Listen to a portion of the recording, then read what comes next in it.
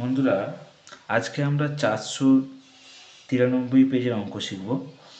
493 পেজে আমি প্রথম পার্টে তোমাদের 1, 2, 3 অঙ্কগুলো শিখিয়েছিলাম। আজকে শেখাবো 4 নম্বর অঙ্কগুলো শেখাবো। প্রথম অঙ্কটা আছে, বার্ষিক A/5% সরল সুদের হারে A² টাকা A/3 বছরের সুদ AQ/60 হলে তাহলে এর মান কত হবে? দেখো আমি কীভাবে করছি অঙ্কটা। প্রথমে লিখে দিলাম বার্ষিক সুদের হার A/5%, টি ফর আসল A²,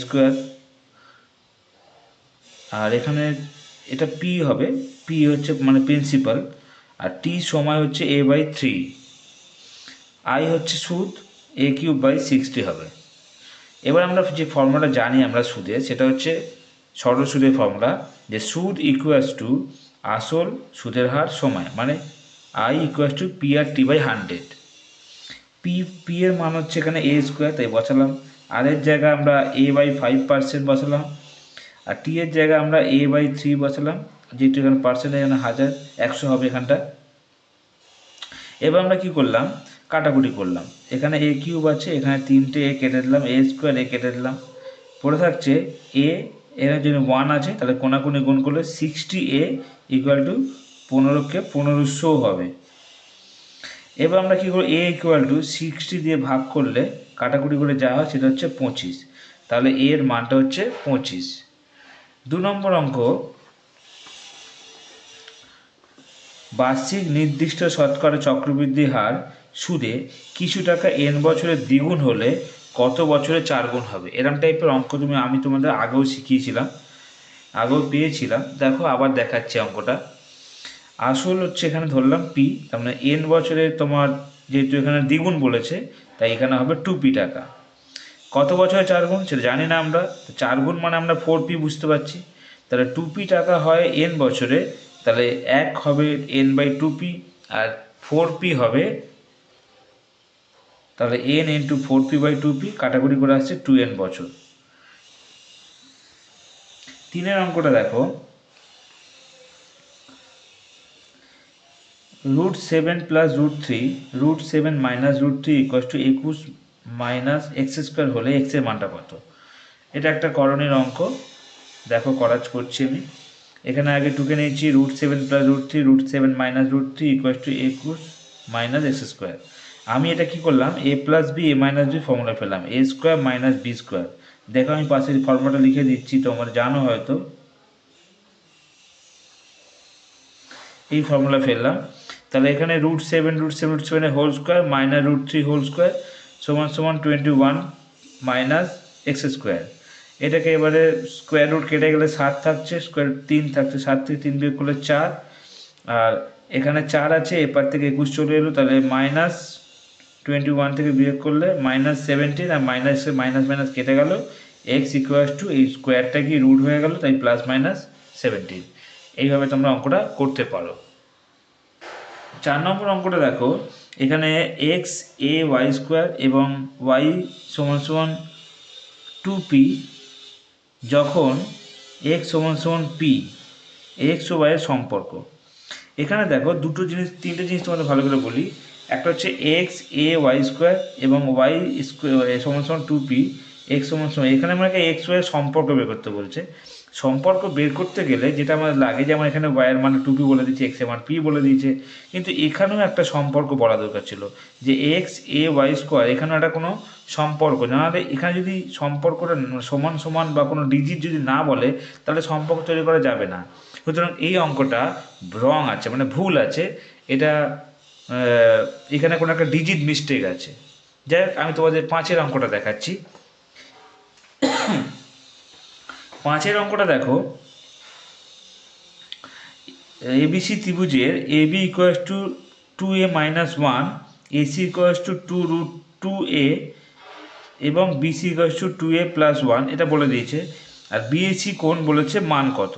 তো আমি একটা ত্রিভুজ এঁকে নিয়েছি আগে, BAC ত্রিভুজ এঁকেছি, তার মধ্যে অতিভুজটা হচ্ছে 2a, এটা করেছি, আর এটা লম্ব রেখেছি 2a - 1, আর এটা হচ্ছে ভূমি করেছি 2√2a।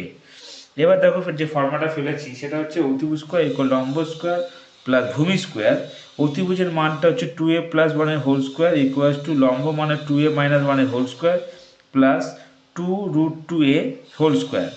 এবার আমি এগুলোকে ফর্মুলায় ফেলেছি, a plus B whole square formula করার পর এটা এসছে, a মাইনাস বি হোল স্কোয়ারের ফর্মুলা ফেলে এটা এসছে, এইটাকে স্কোয়ার করেছি 8a এসছে, কারণ এখানে স্কোয়ার রুট কেটে গিয়ে 8a। তাহলে দেখো এখান থেকে সব কাটাকুটি হয়ে গেছে, 1 কেটে গেছে, 4 স্কোয়ার কেটে গেছে, কত হচ্ছে এখান থেকে দেখো 8a থাকছে, এদিকে 8a আর এদিকে 4a, এদিকে 4a পর যোগ করে এসছে 8a, তো দুদিকে মিলে যাচ্ছে, প্রমাণিত হয়ে গেল। সুতরাং যদি এটা প্রমাণিত হয় তার মানে এটা যদি ওই ফর্মুলায় ফেলা যে কোনটা না অতিভুজ স্কোয়ার ইকুয়ালস টু লম্ব স্কোয়ার প্লাস ভূমি স্কোয়ার, তার মানে পিথাগোরাসের ফর্মুলা, আর পিথাগোরাসের কোণ হচ্ছে বিএসি কোণ হচ্ছে 90 ডিগ্রি হয়, সুতরাং এটা 90 ডিগ্রি হবে। 6 নম্বর অঙ্কটা দেখো, এখানে এবিসি একটা ত্রিভুজ বলেছে, ডিই সমান্তরাল বিসি, যেখানে ডিই হচ্ছে এবি এবং এসির উপর অবস্থিত। এখান থেকে এডি 5 সেমি, ডিবি হচ্ছে 6 সেমি, এই হচ্ছে 7.5 সেমি হয়, তবে এসির মানটা কত?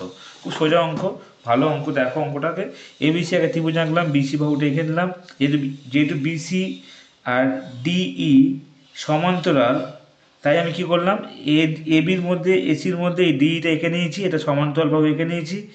এবারে দেখো এখান থেকে এডির মানটা বলেছে 5 সেমি বলে দিয়েছে, আর ডিবির মানটা বলে দিয়েছে 6 সেমি। আমরা একটা ফর্মুলা জানি যেটা হচ্ছে এডি বাই হচ্ছে ডিবি আর এই বাই হচ্ছে ইসি, এই যে ফর্মুলাটা লিখে দিচ্ছি, এটা মনে রাখবে এটা। এবারে আমরা মান বসিয়েছি, বসানোর পর দেখো এটাকে আমরা ইসিটাকে আমরা এক্স ধরে নিয়েছি, যে কোনাকুনি গুণ করে এক্সের মান এসছে 9 সেমি। তাহলে এবার আমাকে বের করতে বলেছে এসি, এসি মানে হচ্ছে এই আর ইসি, তাই এখানে এই হচ্ছে 7.5 আর ইসি হচ্ছে 9 সেমি, তো যোগ করে 16.5। তোমরা এইভাবে অঙ্কটা করতে পারো, খুব ইজিলি করা যায় অঙ্কটাকে। 7 অঙ্কটা দেখো, এইখানে একটা বাম দিক ডান দিক মিলেও একটা দিয়েছে, তা তোমরা এটা দেখতে পারো। প্রথমে দেখো বৃত্তস্থ সামুদ্রিক দুটি বৃত্ত পরস্পরকে অন্তঃস্পর্শ করলে বৃত্ত দুটির মধ্যে ব্যাসার্ধ উৎপন্ন হবে, এরকমটা দিয়েছে। দুটি সদৃশ ত্রিভুজের অনুরূপ বাহু পরস্পর এবং অর্ধস্থ কোণ সমকোণ, যাই হোক এগুলো তোমার দিয়েছে।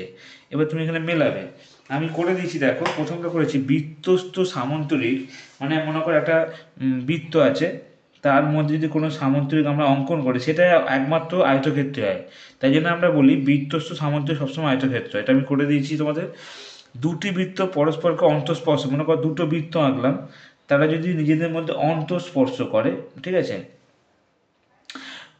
বহিঃস্পর্শ না, যদি তারা অন্তঃস্পর্শ মানে ভিতরে, এরকম ভিতরে বৃত্ত হবে, তার মানে কি একটা বৃত্ত আঁকলে তার ভিতরে আর একটা বৃত্ত, মানে এরকম স্পর্শ করলে তাহলে এই দুজনের মধ্যে যে ব্যাসার্ধটা উৎপন্ন হবে, মানে দুটো বৃত্তের মধ্যে যে ব্যাসার্ধটা, সেই ব্যাসার্ধর বিয়োগ ফলটা সবসময় ব্যাসার্ধ বিয়োগ ফল হয়। দুটি বৃত্তের কেন্দ্র দ্বারা দুটি বৃত্তের ব্যাসার্ধ দৈর্ঘ্য সবসময় অন্তর্ফল, মানে দুটো বৃত্তের বিয়োগ ফল, তাই জন্য এটা অপশানটা এটা মেরেছি আমি। তারপরে দেখো এটা দুটি সদৃশকোণী ত্রিভুজের অনুরূপ বাহুগুলি সবসময় সমানুপাতি, এটা তো সবাই জানো। অর্ধবৃত্তস্থ কোণ, মানে আমি একটা দেখাচ্ছি, এরকম অর্ধবৃত্তস্থ কোণ এটা সবসময় হয় সমকোণ, 90 ডিগ্রি হয়, এটা বুঝতে পারলে। এবার আমরা 8 অঙ্কটা দেখাবো। 8 অঙ্কটাতে যেটা বলেছে সেটা দেখো, এবিসি একটা ত্রিভুজ দেখিয়েছে যে A sine A plus B by 2 সমান সমান কস সি বাই 2, মানে এটা দেখে সম্পর্ক করতে হবে এটা সমান কিনা। তো দেখো আমি করে দেখাচ্ছি তোমাদের। Sine A plus B by 2 সমান সমান কস সি বাই 2, এখানে আমরা পূরক কোণ বুঝি, এখানে তিনটে কোণের যোগফল 90 ডিগ্রি বলছে, তাই A plus B plus C equal to 90 degree, মানে পূরক কোণ। তার মানে এ প্লাস বির সঙ্গে সি এর পূরক কোণ। তাহলে আমরা কীভাবে করবো, সাইন এখানে এ প্লাস বি আছে, এই জন্য আমি 90 মাইনাস সি বাই 2 করলাম, তাই আমরা জানি সাইনের পূরক কোণ কস, তার যদি কস হয় তাহলে সি বাই 2 হচ্ছে তার পূরক কোণ, সুতরাং মিলে গেল, প্রমাণিত। এইভাবে তোমরা অঙ্কটা করতে পারো, এটা পূরক কোণের অঙ্ক, এরকম অঙ্ক বইতেও একটা আছে, তোমরা করে দেখতে পারো। পরে 9 অঙ্কটা দেখাচ্ছি। 9 অঙ্কটা দেখো, সাইন আলফা, দেখো এখানে অঙ্কটা দিয়েছে sine alpha plus sine square alpha equal to 1 হলে cos square alpha plus cos 4 আলফার মান কত হবে। এটা করার জন্য আমি একটা ছোট্ট একটা জিনিস বলে দেবো আগে, যে sine alpha plus sine square alpha equal to 1, তাহলে সাইন আলফা মানে হচ্ছে এই সাইন স্কোয়ার আলফাটা এপারে চলে গেল, মানে মাইনাস চলে গেল, আর এইটা একটা ফর্মুলায় পড়ে, সেটা হচ্ছে cos square alpha equal to 1 minus sine square alpha. তাই আমি এখানে কস স্কোয়ার থিটা করে আমরা সাইন স্কোয়ার থিটা দিয়ে বুঝিয়েছি। তো যাই হোক, এটা তাহলে বোঝা যাচ্ছে যে এইটার মান হচ্ছে কস স্কোয়ার আলফা, তাই এখানে আমি লিখেছি sine alpha equals to cos square alpha. এবার আমরা কি করব, এই কস স্কোয়ার আলফার জায়গায় আমি সাইনটা বসাবো। তাহলে এখানে কি করলাম, কস স্কোয়ার, এবার অঙ্কটা যেটা আমরা টুকলাম cos square alpha plus cos four alpha, এটাকে ভাঙিয়ে দিলাম কস স্কোয়ার আলফার হোল স্কোয়ার। আর কস স্কোয়ার যে আলফা তার মানটা আমরা সাইন আলফা পেয়েছি, তাই এখানে সাইন আলফা বসালাম, যেহেতু স্কোয়ার আছে এই জন্য সাইন স্কোয়ার আলফা করলাম। এটা একটা ফর্মুলায় পড়ছে না, sine square alpha plus cos square alpha equals to 1, এটা একটা ফর্মুলা আছে, তাই জন্য এটা 1 হবে। 10 অঙ্কটা দেখো, দুটি লম্ববৃত্তাকার চোঙের উচ্চতা অনুপাত 1:2, ভূমির পরিধি হচ্ছে 3:4, আয়তনের অনুপাতটা কত হবে? তো কীভাবে করছি দেখো, প্রথমে আমরা লিখে নিলাম যে দুটি উচ্চতা অনুপাত 1:2, তার মানে এইচ আর 2h ধরে নিলাম। ভূমির পরিধি 2 পাই ছোটো হাতের আট, একটা 2 পাই বড় হাতের ধরলাম, এটাকে আমরা শর্ত অনুসারে করলাম 2 পাই ছোটো হাতের আট 2 পাই বড় হাতের আট সমান সমান 3/4। বইতে বলেছে এখানে 2 কেটে গেল, পাই কেটে গেল, আরের মান বেরিয়ে গেছে, ছোটো আরের মান 3 আর বড় আরের মান 4। এবার দেখো আয়তনের অনুপাত, তাহলে আয়তনটা কি জানি আমরা পাই আর স্কোয়ার এইচ, আর পাই বড় আর স্কোয়ার এই দুটো করলাম, এখানে পাই এর মানটা বসালাম, আর ছোটো আরের মান তো এখানে 3 ছিল, 3 স্কোয়ার করলাম, এইচটা বসালাম, পাই বড় আরের মান তো 4 ছিল তাই 4 স্কোয়ার করলাম, আর এইচ এর মান ওখানে 2h ছিল তাই 2h করলাম। এবার তুমি দেখো সব কাটাকুটি হলো, পাই কাটলো, এইচ কাটলো, 3 তিরিখে 9 আর 4 4 16, 2 গুণে 32, তাই 9:32। এইভাবে তোমরা অঙ্কটা করতে পারো। 11 নম্বরটা দেখো, একটি লম্ববৃত্তাকার শঙ্কুর আয়তন ভি ঘন একক, ভূমিতলের ক্ষেত্রফল এ বর্গ একক, উচ্চতা হচ্ছে এইচ বর্গ একক, মানে এইচ একক। তাহলে আমরা h/3bর মান বের করব। দেখো আমি করেছি অঙ্কটা, প্রথমে আমি বের করে নিচ্ছি আয়তন ভি সমান সমান ফর্মুলা 1/3 পাই আর স্কোয়ার এইচ, ক্ষেত্রফল এ সমান সমান পাই আর স্কোয়ার, উচ্চতা এইচ সমান সমান ছোটো হাতের এইচ। এবার আমরা কি করলাম, যে মানটা বলেছে ওরা ah/3v, এর জায়গায় বসালাম পাই আর স্কোয়ার, যেহেতু এখানে এর মানটা পাই আর স্কোয়ার বেরিয়েছে, এইচের জায়গায় আমরা এইচ বসালাম, 3 জায়গায় 3 বসালাম, আর ভি এর জায়গায় 1/3 পাই আর স্কোয়ার এইচ। এবার কাটাকুটি হবে, দেখো পাই কেটে গেল, আর স্কোয়ার কেটে গেল, এইচ কেটে গেল, 3 কেটে গেল, সব কেটে গেল, তাহলে পড়ে থাকছে আলটিমেট কি 1, তাই জন্য 1 উত্তর। আর 12 অঙ্কটা দেখো, এখানে কিছু মান বলে দিয়েছে, সেটা হচ্ছে 7, 5, 2, 10, x, 6, 4, y, 8, 1, এরকম কিছু মান বলে দিয়েছে। এদের গড় বলেছে 5। আগে আমি এদের গড়টা বের করবো, তারপর ওদের সঙ্গে কম্পেয়ার করবো। আমি আগে গড় বের করলাম, সব কটা যোগ করে এসছে 43 + x + y, আর যেহেতু এখানে 10টা সংখ্যা তাই 10 দিয়ে ভাগ করেছি, মানে এটা গড় বেরিয়ে, গড়ের ফর্মুলা বলছে সব কটা যোগ করে যে কটা ডিজিট থাকে সেটা দিয়ে ভাগ করতে হয়, সেটাই করেছি আমি। তাহলে এবার আমাদের এটা এলো, আর ওরা বলে দিয়েছে গড় হচ্ছে 5, ওদের একটা গড় 5 বলা আছে। তাহলে আমি কি করলাম, 5 × 10 = 50, আর 43 থেকে বিয়োগ করলাম, তাহলে 50 থেকে 43 বিয়োগ করলে 7, আর আমাকে বের করতে বলেছিল x + y এর মানটা কত, x + y এর মানটা কত, তাই আমি x + y এর মানটা 7 এসছে। তোমরা এইভাবে করতে পারো।